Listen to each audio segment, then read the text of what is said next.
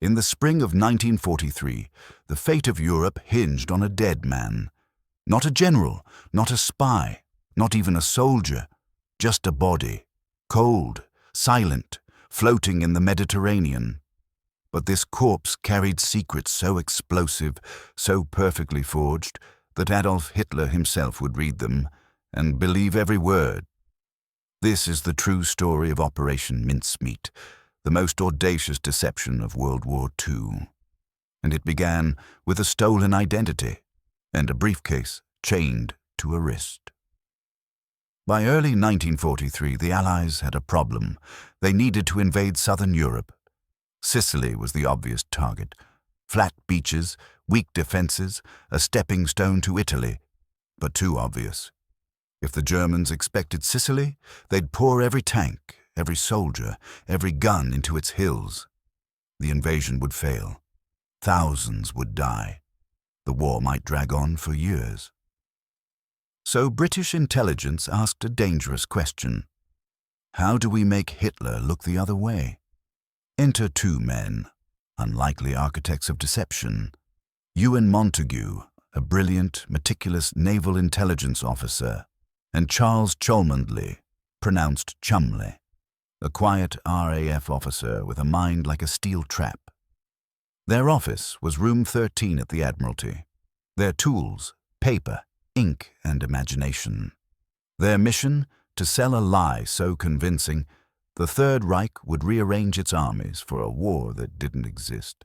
But you can't just mail fake secrets to the enemy. They'd never believe it, unless the documents were found on a real body, a casualty of war, a man who almost made it. So Montagu and Cholmondeley went hunting for a corpse. Not just any corpse. One with no family to ask questions. One who looked like a staff officer. One who died of causes that wouldn't raise suspicion under autopsy. After weeks of searching, they found him. Glyndwr Michael, a homeless Welshman, died from ingesting rat poison, accidentally or by despair. His lungs showed signs of fluid, perfect for mimicking drowning. They gave him a new name, Major William Martin, Royal Marines. A fictional man with a fictional fiancée, fictional theater tickets, even a fictional overdraft at Lloyd's Bank. They dressed him in uniform, slipped love letters into his pocket, placed a silver cigarette case engraved "From Pam" in his coat, and in a briefcase, chained to his wrist, they placed the bait, top-secret letters suggesting the Allies would invade Greece and Sardinia, not Sicily. Then, on April 30th, 1943, the submarine HMS Seraph surfaced off the coast of Huelva, Spain, and gently they let Major Martin go. Now came the hardest part, waiting. Back in London, Montagu chain-smoked, checked the news hourly, listened to intercepted German radio traffic. Would the Spanish find the body? Would they hand the documents to the Germans? Would Berlin believe them? Days passed. Silence. Then, May 2nd, a Spanish fisherman spotted a body in the surf.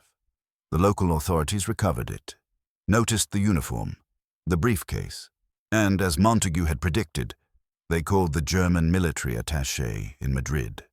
Within hours, German agents photographed every document and sent copies to Berlin. But the British didn't know that yet.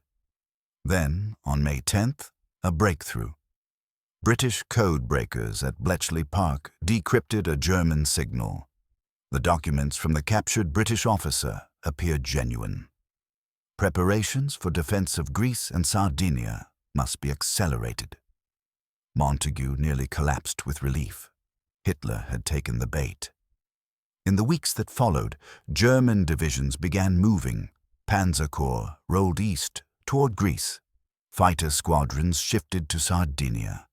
Coastal defenses in Sicily left thin, unprepared.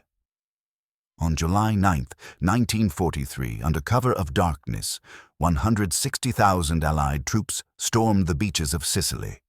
They met light resistance. Within 38 days, Sicily was liberated. The invasion that could have cost 50,000 lives succeeded with fewer than 2,000 Allied casualties, all because of a dead man and a lie wrapped in love letters. For years, Operation Mincemeat remained classified. Even Winston Churchill called it the secret of secrets. Glyndwr Michael, real name finally revealed in 1996, was buried in Glyndwr with full military honors as Major William Martin. His headstone reads, William Martin, R.M. beloved son of John Glyndwr and the late Antonia Martin of Cardiff. A fiction honoring a truth. Because in war, sometimes the most powerful weapon isn't a bomb or a bullet. It's a story. And this story changed the world. Operation Mincemeat cost less than £10,000. It saved tens of thousands of lives, and it proved something terrifying and beautiful. In the fog of war, imagination can be mightier than steel. Major Martin never existed, but because of him, history did.